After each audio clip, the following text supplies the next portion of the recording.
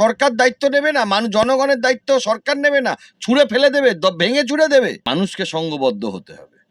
সংঘবদ্ধতার অভাব থাকলে সরকার বুলডোজার চালাতে পারবে। যদি মানুষ সংঘবদ্ধ থাকে সরকার কিচ্ছু করতে পারবে না, আমি আপনাকে বলছি। কোনো বুলডোজার করতে পারবে না। তাই জন্য অধিকার পেতে গেলে অধিকার ছিনিয়ে নিতে হয়। বিরোধী থাকলেই লোকে এগুলো বলে, চেয়ারে বসে গেলে আর কেউ কিছু বলে না। এই মানুষগুলোকে যদি এইভাবে ধ্বংস করে দাও, পরিবারগুলোকে ধ্বংস কেন এটা করবে? এর বিরুদ্ধে প্রতিবাদ করা যাবে না? ভারতবর্ষের সংবিধানে এটা বলা নেই? ভারতবর্ষের সংবিধানে এই জিনিসগুলো আছে যে মানুষ তার প্রতিবাদ করবে, তার বেঁচে থাকার অধিকার সে পাবে। সেইটুকু সে পাবে না, সেইটুকুই তো সে চেয়েছে, তার বেশি তো চাইনি। কলকাতায় প্রচুর জমি, খাস জমি, খতিয়ান ওয়ানের জমি দখল হয়ে আছে। বড় বড় বিজনেসম্যান, বড় বড় যারা পুঁজিপতি, তারা দখল করে রেখেছে। তাদেরকে কেন ধরছে না? এই গরিব মানুষগুলোকে কেন ধরতে যাচ্ছে? এই যে হকার উচ্ছেদ হচ্ছে, এই হকার উচ্ছেদ নিয়ে হাইকোর্ট কি জানাচ্ছে? তারা কি আদৌ পুনর্বাসন পেতে চলেছে, কি বলবেন? দেখুন, হকার উচ্ছেদ নিয়ে আমি যেটা বলবো, হাইকোর্টের প্রসঙ্গটাতে আমি পরে আসছি। মূল যেটা আমার মনে হয়েছে হকার উচ্ছেদ নিয়ে, নিরপরাধ ব্যক্তিদের সাজা দিচ্ছে। নিরপরাধ ব্যক্তিদের সাজা দেওয়া অন্যায় হকার উচ্ছেদের নাম করে। এই মানুষগুলো কি দোষ করেছে? এই মানুষগুলো কি দোষ করেছে? তারা হয়তো সরকারি জমিতে বসে ব্যবসা করে নিজেদের রোজগার করেছে, এর বাইরে তো নয়।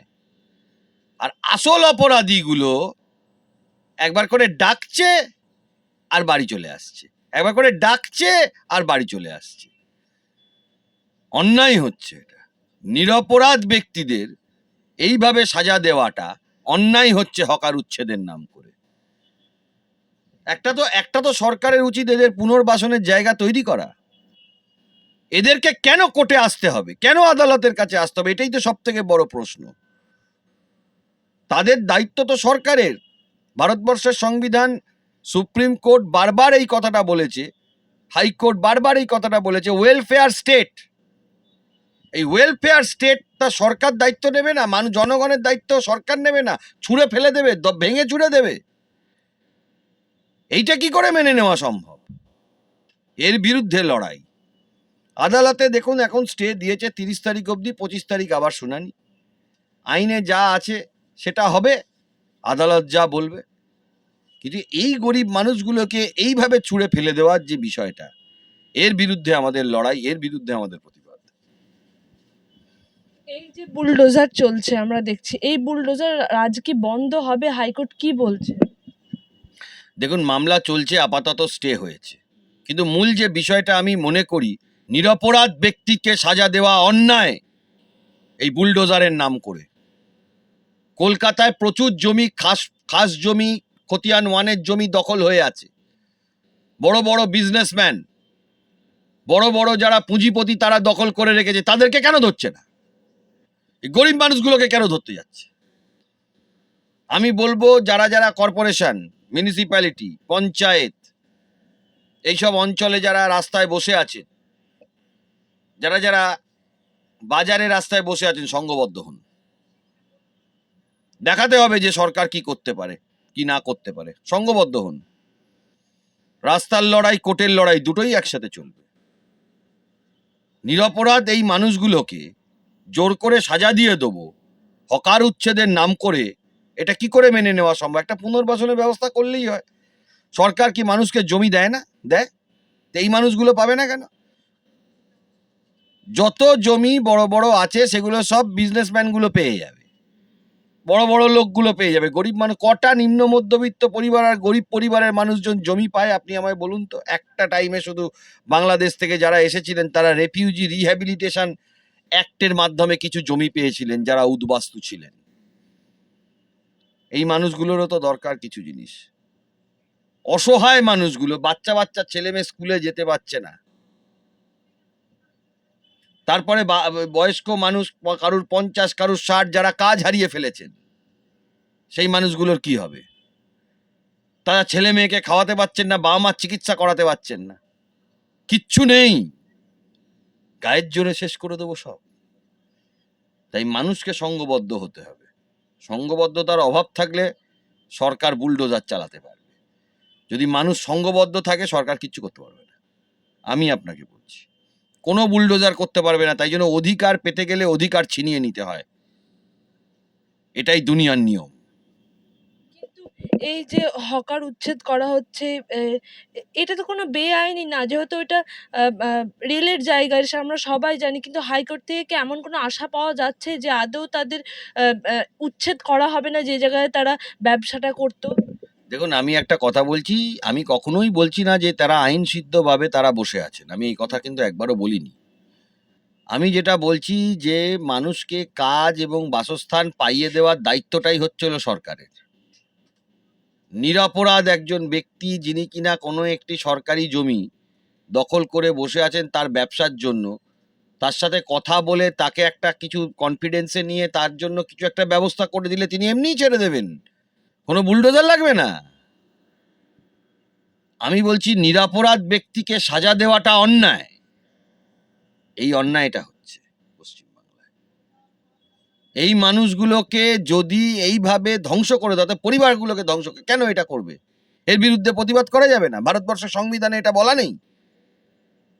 ভারতবর্ষের সংবিধানে এই জিনিসগুলো আছে যে মানুষ তার প্রতিবাদ করবে, তার বেঁচে থাকার অধিকার সে পাবে, সেইটুকু সে পাবে না? সেইটুকুই তো সে চেয়েছে, তার বেশি তো চাইনি। এই যে খতিয়ান ওয়ানের জমিগুলো প্রমোটার আর বিজনেসম্যানগুলো সারা পশ্চিমবাংলা জুড়ে দখল করে রেখেছে, সরকার কি করছে তাদের নিয়ে? ঘুমোচ্ছে। এই জায়গা থেকে আমাদের প্রতিবাদ। এই যে আমরা দেখলাম যে অনেক অনেক স্টেশন, আমি যেমন দেখেছি বারাসাত স্টেশনে, সেগুলো সমস্ত নোটিশ লাগানো হচ্ছে পরপর যে এই তারিখ পর্যন্ত টাইম দেওয়া আছে, তার পরবর্তীতে উচ্ছেদ করা হবে। তো হাইকোর্ট কি বলছে, যে সমস্ত স্টেশনেই কি উচ্ছেদ বন্ধ থাকবে? কি বলবেন?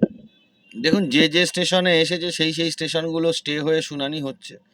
যেসব স্টেশনগুলোতে নতুন করে দিচ্ছে সেই সব স্টেশনের যারা মানুষজন আছেন হাইকোর্টে যদি আসেন, সেগুলোর যদি স্টে দেয় শুনানি হবে।